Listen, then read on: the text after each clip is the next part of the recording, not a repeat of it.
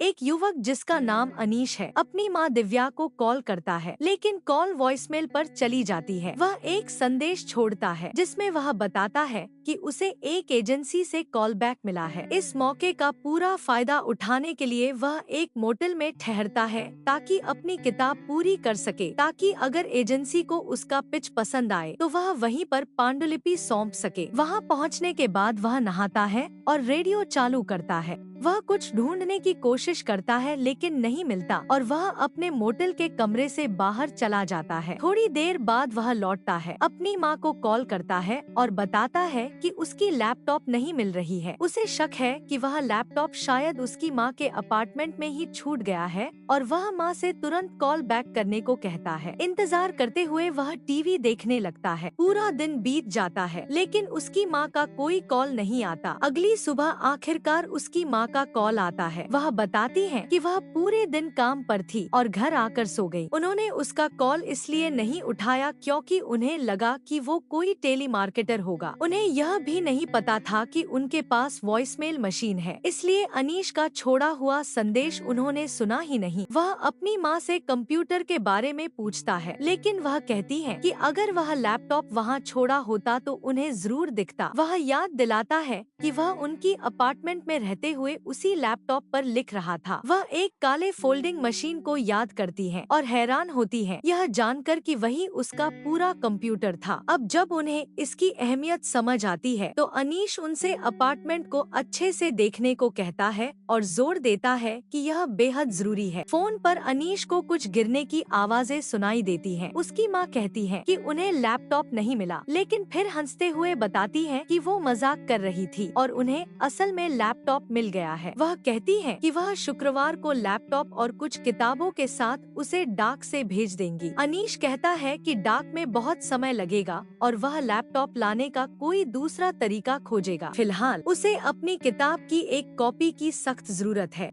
वह समझाता है कि उन्हें वर्ड डॉक्यूमेंट जो उसकी किताब है ईमेल के जरिए भेजनी होगी, लेकिन उसकी माँ को कुछ समझ में नहीं आता। वह उन्हें कंप्यूटर ऑन करने को कहता है और उन्हें धैर्यपूर्वक लैपटॉप चालू करने की प्रक्रिया समझाता है। जब वह पूछता है कि कौन से विंडोज खुले हैं, तो माँ जवाब देती है कि सारे खिड़कियाँ बंद हैं क्योंकि बाहर बहुत ठंड है। वह पूछता है कि स्क्रीन पर क्या दिख रहा है, तो माँ डेस्कटॉप का वर्णन करने लगती है। फिर वह उन्हें जेंटली थ्रू द करंट नाम का एक फोल्डर खोलने को कहता है। वह इस नाम पर हंस पड़ती है और कहती है कि नाम कुछ ज्यादा ही हवाई लग रहा है। अनीश समझाता है कि यह एक रूपक है, इस बात का प्रतीक कि कैसे जिंदगी जहाँ लेकर जाए वहाँ बहाव के साथ जाना चाहिए, न कि उसके खिलाफ। वह आगे बताता है कि यह किताब सामाजिक भ्रांतियों पर आधारित है और इस विचार पर कि कभी-कभी इंसान को अपने अनुभवों के सामने समर्पण करना पड़ता है। दिव्या स्क्रीन पर फोल्डरों के नाम नहीं पढ़ पा रही हैं क्योंकि फॉन्ट बहुत छोटा है। वह उन्हें बताता है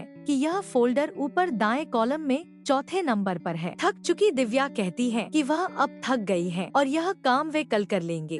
अनीश नाराज हो जाता है और कहता है कि उसे अपनी किताब की तुरंत जरूरत है, उसे यह बीती रात ही पूरी करनी थी। माँ हल्के फुल्के अंदाज में कहती है कि वह मोटल में कागज पर लिख ले। वह कहता है कि ऐसा नहीं हो सकता और उन्हें फोल्डर को डबल क्लिक करने को कहता है। माँ कहती है कि कुछ नहीं हो रहा, लेकिन दोबारा कोशिश करती है और आखिरकार वह डॉक्यूमेंट खोल लेती है। वह माँ को बताता है कि बस पूरा टेक्स्ट कॉपी करके ईमेल में पेस्ट कर देना है और भेज देना है। वह पूरे ध्यान से समझाता है कि कैसे सारा टेक्स्ट सेलेक्ट करें और कॉपी करें। माँ उसके बताए अनुसार हर स्टेप फॉलो करती है, लेकिन फिर बताती है कि अचानक सारे शब्द गायब हो गए हैं और स्क्रीन अब पूरी तरह खाली है। दरअसल उन्होंने उसे गलत सुना और Command+C की जगह गलती से Command+V दबा दिया। वह बेहद गुस्से में आ जाता है और माँ पर चिल्लाते हुए कहता है कि उन्होंने उसकी पूरी किताब मिटा दी है। दिव्या उसके लहजे से आहत होकर सख्ती से कहती है कि अगर वह इसी तरह बात करता रहा तो वह बात नहीं करेंगी। जब अनीश को एहसास होता है कि वह हद पार कर चुका है तो वह माफी मांगता है और शांत स्वर में कहता है कि Command+Z दबाए ताकि पिछला एक्शन अंडू हो सके। माँ कोशिश करती है लेकिन कहती है कि कुछ नहीं हुआ। फिर वह बताती है कि स्क्रीन पर सेव नाम का एक छोटा बबल दिख रहा है।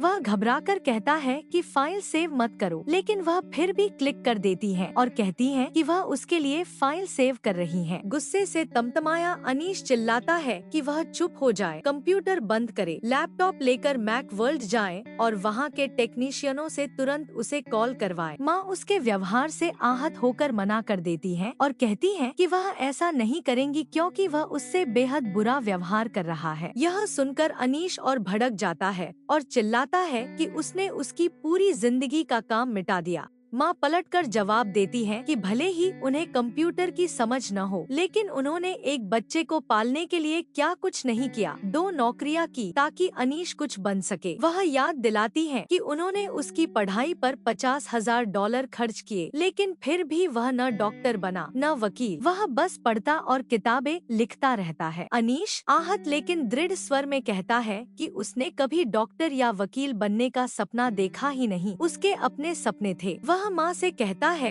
कि उसे खेद है कि वह वो आदर्श बेटा नहीं बन सका जिसने कोई सामाजिक सीढ़ी चढ़कर उसे उसकी दुखी जिंदगी से बाहर निकाला हो। माँ जवाब देती है कि उन्होंने सिर्फ यही चाहा था कि वह कुछ बने, लेकिन वह कभी उनकी बात सुनता ही नहीं। वह कहती है कि वह बहुत जिद्दी है, ठीक उसकी तरह। अनीश उलझन और तनाव में पूछता है कि वह किसकी बात कर रही है। माँ इस सवाल का जवाब नहीं देती और रोने लगती है। अपनी माँ को रोते सुनकर अनीश नरम पड़ जाता है और उनसे चिल्लाने के लिए माफी मांगता है। माँ आंसुओं के बीच बताती है उसका नाम वेथा था, वह 19 साल की थी, उसके माता पिता बहुत अच्छे थे लेकिन गरीब थे। वह समझाती है कि वेथा को जीवन में बहुत कठिनाइयाँ झेलनी पड़ी, लड़कों को लेकर, शराब को लेकर। दिव्या ने उसकी मदद करने की कोशिश की, लेकिन जब वेथा गर्भवती हो गई तो उसके माता पिता ने उससे रिश्ता तोड़ लिया। वेथा दिव्या के साथ रहने लगी और दिव्या ने उसके छोटे बेटे का ख्याल रखा। धीरे धीरे वे एक प्यारा सा छोटा परिवार बन गए। लेकिन एक दिन दिव्या सोकर उठी तो वेथा जा चुकी थी, बिना कुछ कहे चली गई और फिर कभी नहीं मिली। वह बच्चा उस वक्त सिर्फ 1 साल का था और दिव्या ने उसे अपने बेटे की तरह पाला। यह सुनकर अनीश स्तब्ध और उलझन में पड़ जाता है। वह सब कुछ समझने की कोशिश करता है और माँ से पूछता है कि उन्होंने ये सब अभी क्यों बताया, ठीक उसी वक्त जब उन्होंने उसका पूरा काम मिटा दिया। माँ शांत स्वर में माफी मांगती है और कहती है कि भले ही अनीश उसका जैविक बेटा न हो और वह उसके काम को पूरी तरह न समझ पाती हो, लेकिन वह उससे उसी तरह प्यार करती है